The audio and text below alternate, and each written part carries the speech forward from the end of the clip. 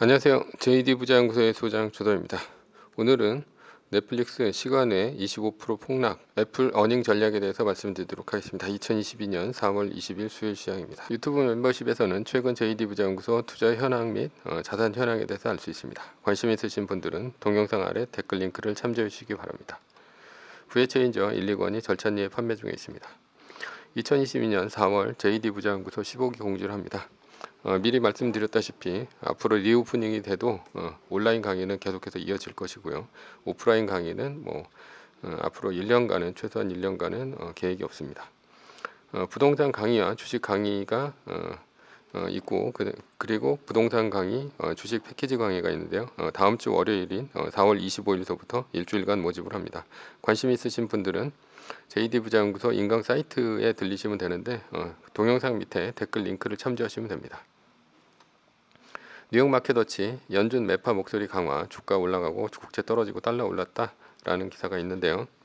어제는 나스닥이 2.15%, S&P 500 지수는 1.61%, 다우존스 지수는 1.45% 올랐습니다. 메인 이슈입니다. 넷플릭스 시간에 25% 폭락, 애플 어닝 전략이라는 주제입니다. 어제는 나스닥이 떨어질 이유가 더 컸습니다. 그럼에도 불구하고 올랐습니다. 주식시장 알 수 없는 것이죠. 연준 행동대장인 제임스 블러드 연은 총재가 50bp를 넘어 75bp를 언급했습니다.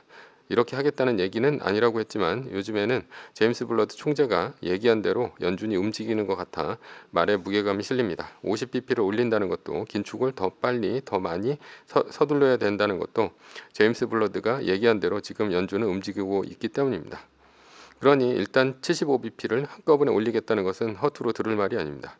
인플레이션이 심하면 75bp 인상도 있을 수 있다는 얘기입니다. 게다가 찰스 에번스 연은 총재는 올해 기준금리를 2.5%까지 인상한다고 했습니다. 2.5%가 어떤 숫자입니까? 2018년 10월 나스닥이 고점 대비 24% 떨어지고 애플은 30% 이상 빠질 때 금리 인상 숫자 아닙니까? 결국 장이 이렇게 빠지고 나서야 파월이 금리 인상 중단을 얘기했던 2.5%입니다. 그만큼 연준은 현재 인플레이션 상황이 심각하다는 얘기입니다.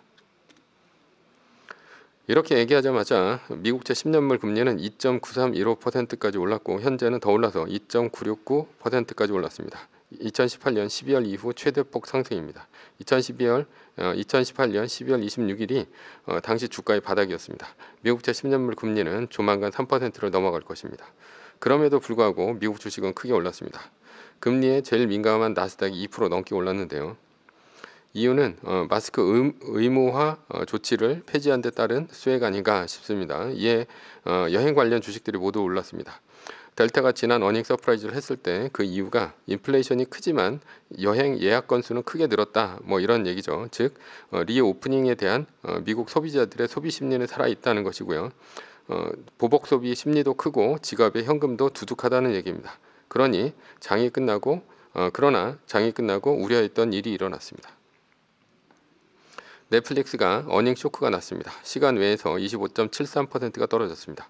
이유는 가격은 올려서 주당 순이익은 커버했지만 가입자가 20만 명 줄어서 했습니다. 가입자 감소는 넷플릭스가 10년 만에 겪는 일입니다.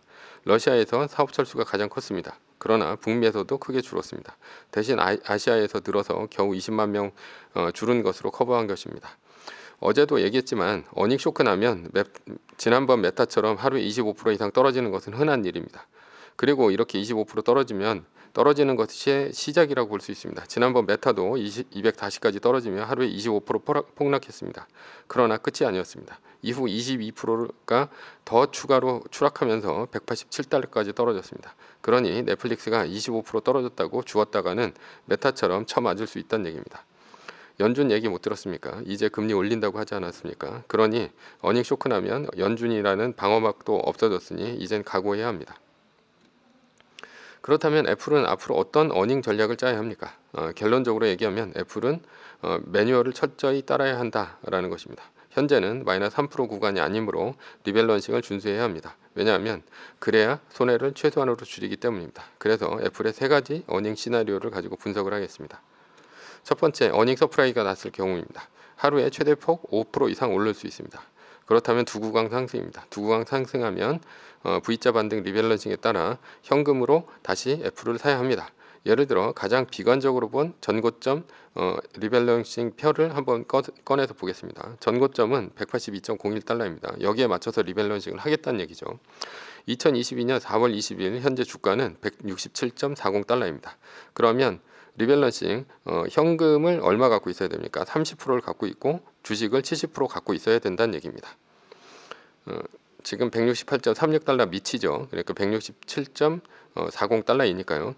따라서 매뉴얼대로 리밸런싱을 했다면 주식 70%, 현금 30%인 상태입니다. 이것이 애플의 어닝일까지 이어졌다고 칩시다.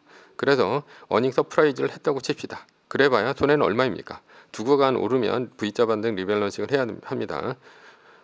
그러니 30%의 현금을 갖고 있다고 했죠. 거기다가 5%가 올랐습니다. 그러면 3, 5, 15입니다. 그래서 총 자산의 1.5% 손해가 됩니다. 겨우 총 자산의 1.5% 손해밖에 안 됩니다. 5% 손해가 아닙니다. 절대. 왜냐하면 30%에 대해서 총 자산의 30%에 대해서 5% 올라왔기 때문에 1.5% 손해밖에 안 됩니다. 그러니 큰 손해는 아닙니다. 그리고 애플의 어닝일인 4월 28일까지 몇 구간 더 하락한다면 평단가를 낮출 수 있기 때문에 어닝 서프라이즈를 한다면 오히려 리밸런싱에 큰 이익이 됩니다. 누구보다 존버보다 이익이 됩니다. 그러나 어닝 쇼크가 났을 경우가 문제가 됩니다. 두 번째 5% 정도의 어닝 쇼크가 났을 경우입니다. 5%쯤 어닝 쇼크가 났을 경우 다시 리밸런싱을 하면 됩니다. 물론 평단가를 낮출 수 있습니다. 그래서 현재는 손해지만 존버에 비하면 주식수를 늘릴 수 있습니다. 때문에 어닝 쇼크 5% 정도 났을 경우는 더 크게 주식수를 늘릴 수 있는 기회이기 때문에 아주 이득이 될 수도 있습니다. 세 번째는 25%의 큰 어닝 쇼크가 났을 경우입니다. 애플이 이번 분기에 지난번 메타나 이번 넷플릭스처럼 25% 이상의 급락할 경우는 존버는 나락을 갑니다. 왜냐하면 세계 1등 주식을 추종하여 매매를 한다면 모두 팔고 현재 세계 2등인 마이크로소프트로 갈아타야 하기 때문입니다. 물론 마이크로소프트가 어닝 서프라이즈가 나고 애플이 어닝 쇼크가 아주 크게 25%가 났을 경우입니다. 혹시 마이크로소프트도 이 정도 크게 떨어져 순위가 바뀌지 않는다 하더라도 매뉴얼상 모두 팔아야 합니다. 2.5% 떨어질 때마다 10%씩 팔아야 하므로 하루에 25% 떨어지면 전량 매도해야 합니다. 지난번 메타도 하루에 25% 빠지고 그 뒤로 22% 추가 하락했기 때문에 전부 팔아야 한다는 얘기죠. 바닥 밑에 지하실이 있는 경우입니다. 최악의 경우이긴 하지만 아주 강력성이 없는 경우는 아닙니다. 요즘 어닝은 아주 자비가 없습니다. 그러니 매뉴얼을 지키지 않고 존버를 했다가 최악의 경우 걸리면 완전히 닥쳤던 개 됩니다. 세 가지 상황 중 어떤 상황이 가장 가능성이 클까요? 1번, 2번, 3번의 상황이 될 것입니다. 즉 1번에 어닝 서프라이즈 할 가능성이 큽니다. 왜냐하면 애플은 어떤 경우에도 어닝 서프라이즈를 이뤄냈기 때문입니다. 그리고 2번 어닝 쇼크가 나도 5% 떨어지는 상황이 그 다음이고요. 가장 확률이 떨어지는 것이 3번 25% 이상 빠지는 어닝 쇼크 상황입니다. 그러나 3번이 아주 확률이 없지는 않습니다. 2011년 스티브 잡스가 죽고 2012년 1분기 어닝 쇼크가 나면서 마이너스 3% 없이 나스닥 마이너스 3%가 없는데도 불구하고 애플 혼자 45%가 빠진 경우가 있었습니다. 물론 2등과의 차이가 있었기 때문에 45%가 빠졌는데도 2등하고 바뀌지 않았죠. 따라서 우리는 주식 투자를 할 때 항상 최악의 경우를 염두에 두고 투자를 해야 합니다. 그러기 위해서는 매뉴얼에 따라 기계적으로 매도를 해야 손해가 가장 적습니다.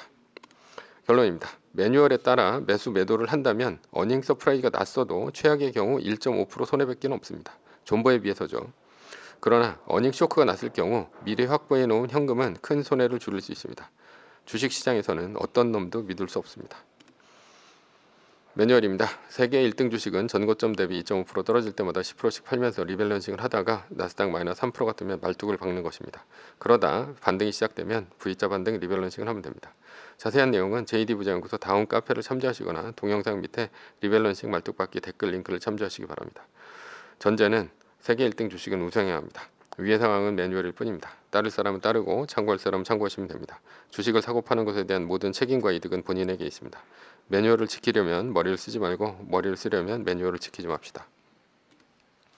오늘은 넷플릭스 시간의 25% 폭락 애플 어닝 전략에 대해서 말씀드렸고요. 지금까지 JD부자연구소의 소장 조단이었습니다. 컨텐츠가 좋았다면 구독, 좋아요, 알람 설정 부탁드립니다. 지금까지 들어주셔서 감사합니다.